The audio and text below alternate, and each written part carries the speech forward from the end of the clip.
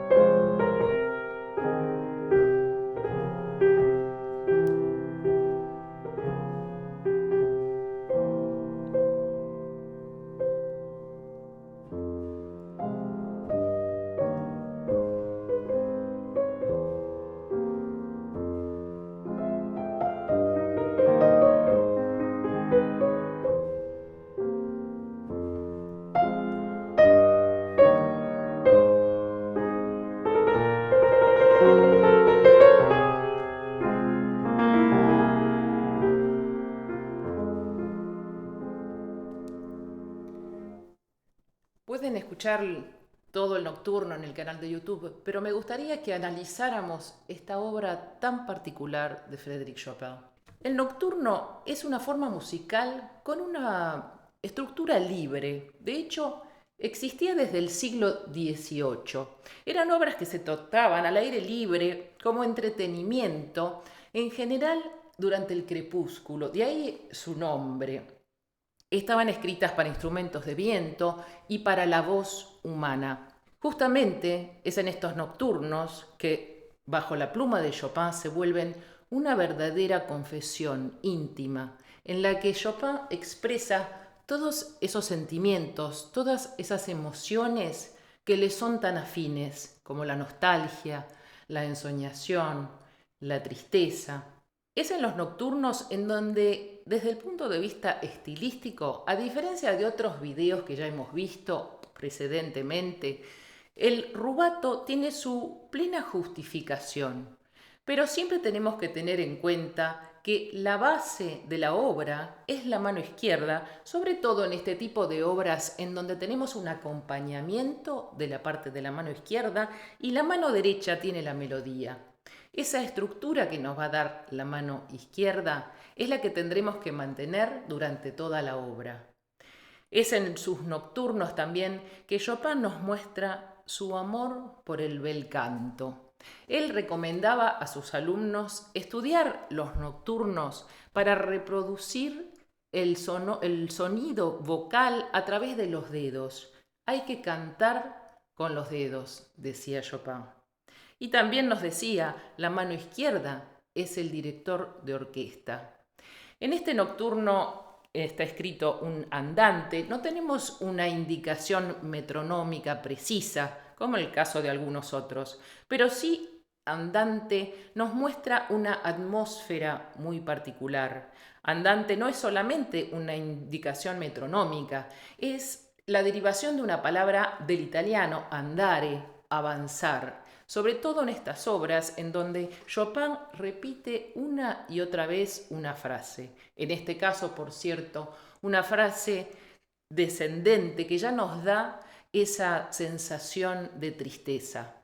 La mano izquierda es casi como una marcha fúnebre y me recuerda mucho a la estructura de otro de los nocturnos maravillosos de Chopin, el nocturno Opus 48 en do menor.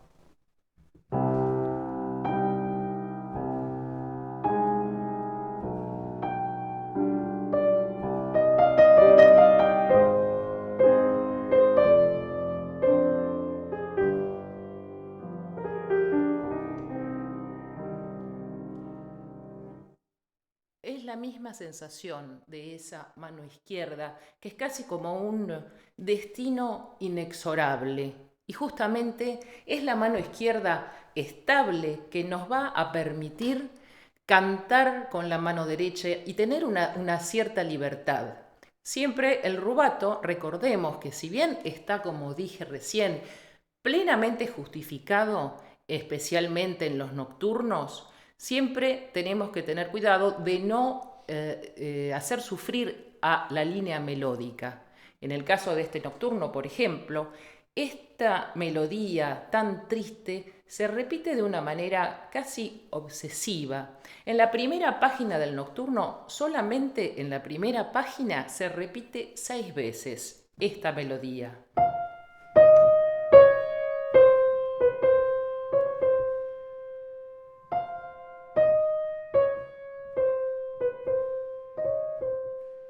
La mano izquierda, casi como dije antes, como una marcha fúnebre, también tiene una melodía.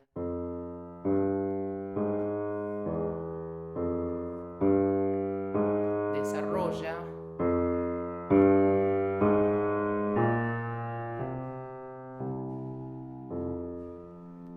Entonces, esta gran frase del comienzo, si bien repite una y otra vez, tenemos que tener en cuenta que es con una forma muy simple, por lo tanto, tenemos el riesgo de que se vuelva monótona. ¿Cómo logramos que eso no ocurra? Trabajando en el tipo de sonido. Es una obra en donde el legato está permanentemente presente. Por lo tanto, les aconsejo que cuando toquen este nocturno no articulen demasiado como articularíamos para una obra barroca, por ejemplo, de Scarlatti o de Bach. Los dedos no tienen que separarse tanto de la tecla para evitar que cada sonido sea una nota individual. Hay que pensar en la frase.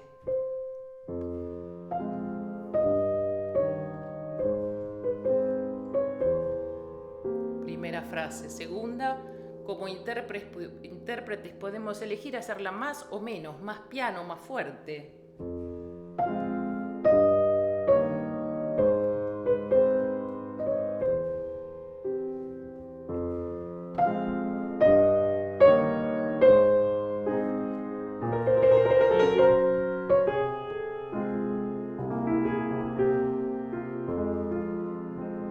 No mucho más rubato que eso. Justamente Chopin escribe mucha ornamentación en cada una de estas frases, trinos, grupetos, apoyaturas.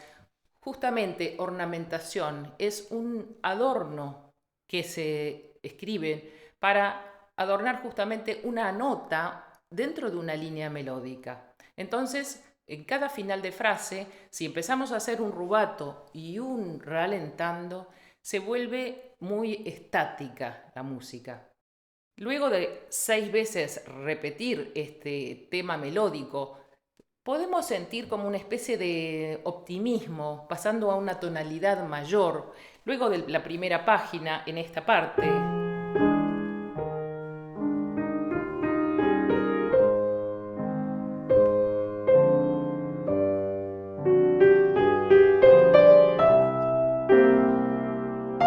vuelve el dolor y desciende la melodía.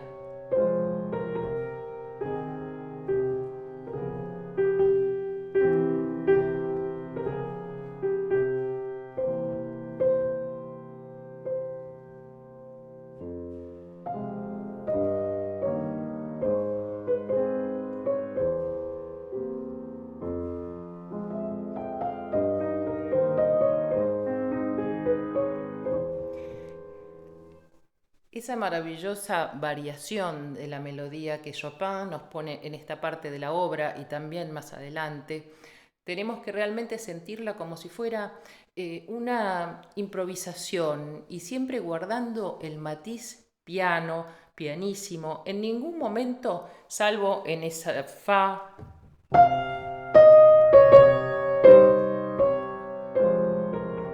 que es un poquito más fuerte, pero más que fuerte, un poco más de vehemencia, nada más. Siempre estamos dentro de todos los matices que van desde 3p pianísimo hasta un mezzoforte. Toda esta obra, realmente la gran dificultad que tenemos que lograr es trabajar sobre el sonido. Una vez más, como vimos antes en el caso de la Gymnopédie de Satie, las obras que son lentas nos permiten poder escucharnos mientras estamos tocando. Por lo tanto, la calidad del sonido es fundamental y la calidad del legato también. Les voy a contar una pequeña anécdota que me hace sonreír ahora, aunque en el momento no fue nada divertida. Estaba en un concierto en la Acrópolis de Cartago, en Túnez, y en el medio de una obra de Chopin, la tercera balada justamente, se rompe el pedal del sustain. Ahí me di cuenta hasta qué punto no se trabaja lo suficiente el legato. Tuve que seguir tocando sin la ayuda del pedal. Eso nos muestra que el legato en realidad tiene que partir de los dedos y luego se incorporará el pedal como una ayuda, pero es muy importante trabajar en este tipo de obras de Chopin el legato sin la ayuda del pedal. Y otro consejo muy valioso que la gran maestra Germaine Devez, con quien tuve el placer de estudiar durante muchos años en París, me dio, es estudiar la mano izquierda, sobre todo en este tipo de obras en donde la mano izquierda acompaña la melodía de la mano derecha de memoria. Es un trabajo que no siempre tenemos el tiempo de realizar, pero sí vale la pena intentarlo, sobre todo al comienzo de una obra. Cuando vamos a tocar una obra lenta, si la mano izquierda está bien instalada, eso nos permite tener una gran libertad, una mayor libertad, para que la obra luego ya pueda avanzar sola. Es muy importante que puedan hacerlo o que puedan tomarse el tiempo de estudiar la mano izquierda sola y de memoria. Luego vamos avanzando en la obra, vamos a pasar a la segunda parte. Los nocturnos no tienen una estructura, como les dije, fija, pero en general la primera y la tercera parte son partes calmas y la parte central es la parte apasionada, la parte más vehemente. En este caso, yo lo siento como si hubiera dos personas diferentes en esta parte que es, como indica la partitura, piumoso, más movida que la parte del comienzo. El andante es un tempo lento, pero tampoco hay que hacerlo tan lento como para que no nos sintamos cómodos. Como no hay una indicación metronómica, tenemos la libertad de poder elegir el tempo del comienzo. Sea cual fuera el tiempo del comienzo, esta parte del medio tiene que ser entonces más rápida.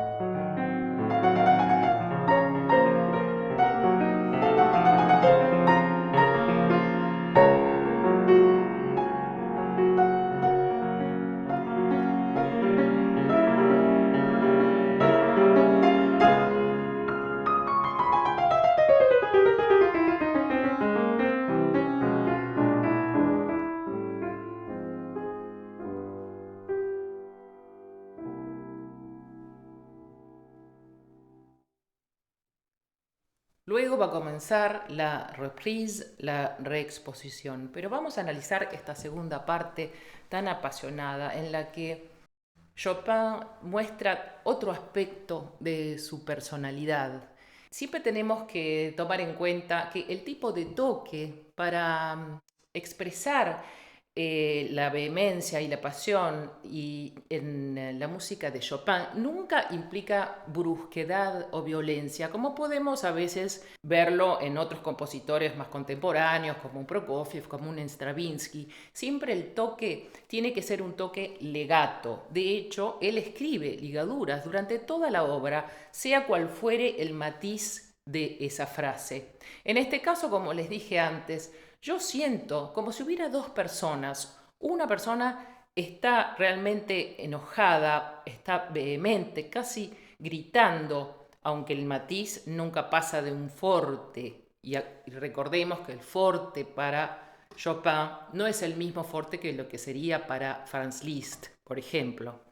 Entonces, estas dos partes, alguien enojado y luego otro personaje que contesta como una súplica.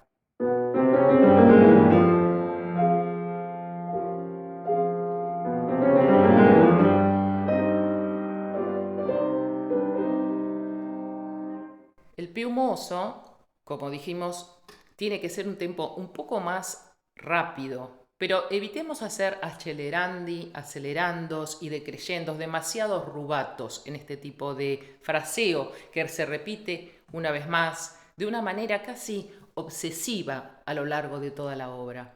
Luego vamos preparando el clímax de la misma con esta parte tan maravillosa.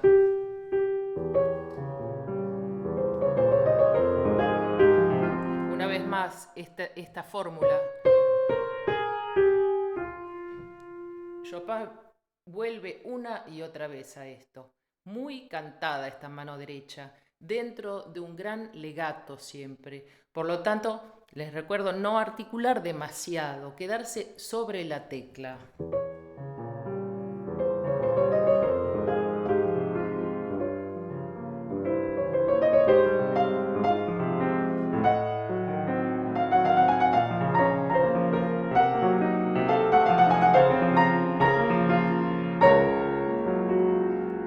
Justamente en ese clímax de la obra, entonces un fuerte sin brusquedad, un fuerte profundo, un fuerte que permita al sonido expandirse.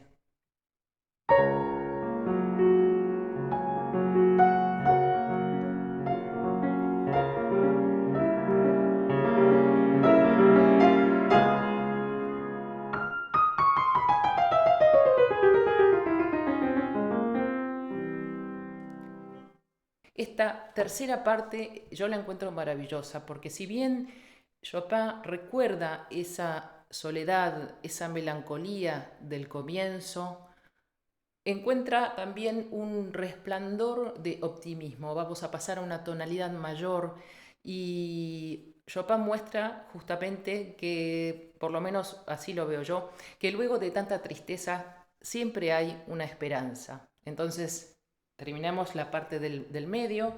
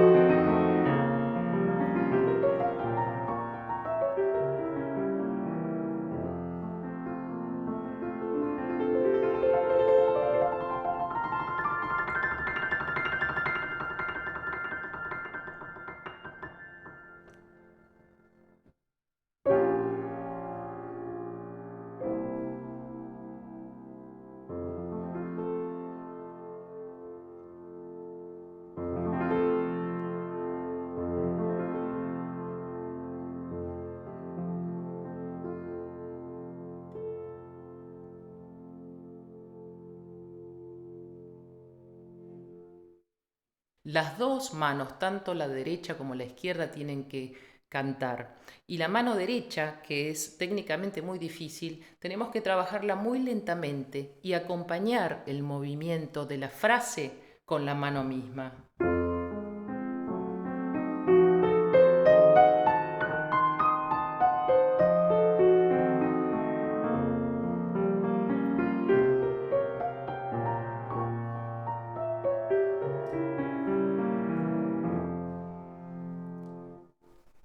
Otro ejercicio que siempre me recomendaba Madame Devez es tocar la obra exactamente como si estuviéramos en cámara lenta, con todos los matices, con todos los accelerandi, con todos los ralentandos que necesitemos, pero en un tempo mucho más lento. Luego llega este final, que por lo menos para mí lo tomo como una ascensión, no solo dentro del teclado, sino una ascensión espiritual. Realmente es un final muy particular en la obra de Chopin. Y no puedo, cada vez que toco esta obra, evitar rememorar una obra que me marcó, una novela que me marcó durante mi adolescencia. Quizá porque cuando estudié este nocturno, cuando empecé a estudiar los nocturnos de Chopin, leí esta obra que me marcó para siempre, que es La montaña mágica de Thomas Mann. En esta obra, Thomas Mann, que empieza a escribir en 1912, 2 años antes de que comenzara la Primera Guerra Mundial, lo escribe durante la visita que realiza a su mujer, que estaba gravemente enferma, en un sanatorio en los Alpes suizos. La obra es una obra tremenda porque habla de temas muy profundos, el paso del tiempo, la enfermedad, la muerte, la guerra justamente, pero después de tanto drama en la obra, él termina con una frase maravillosa que nunca puedo dejar de asociar al final de este nocturno. Él nos dice, la pregunta, se hace a sí mismo la pregunta, ¿se elevará el amor algún día? Creo que este nocturno y este final tan luminoso tiene mucho que ver con eso. Por cierto, creo que los grandes genios, más allá de su talento, se encuentran y tienen un nexo espiritual muy fuerte. Thomas Mann también nos dice en un momento de su obra, la música saca al tiempo de la inercia y nos saca a nosotros de la inercia para permitirnos disfrutar al máximo el tiempo que nos toque vivir. Espero que les haya resultado interesante y los espero en mi próximo video.